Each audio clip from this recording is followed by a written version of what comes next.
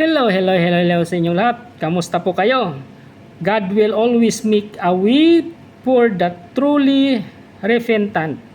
Ang Diyos ay laging may paraan para sa mga tapat na nagsisisi. Sa kabila ng matinding ribok, may liwanag ng pag-asa.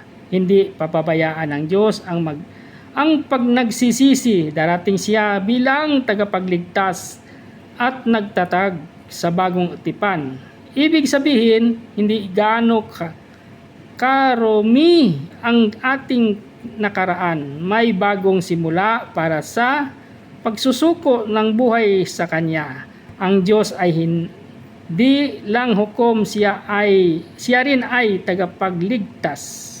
Ano ang sabi niya dito sa Isaiah chapter 59 verse 20? Darating ang manunubos na si Sion para sa mga nagsisisi sa kanilang mga kasalanan.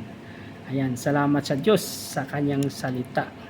Ingat po lagi kung ano man ating ginagawa at ugaliin lagi nating manalangin sa ating Diyos.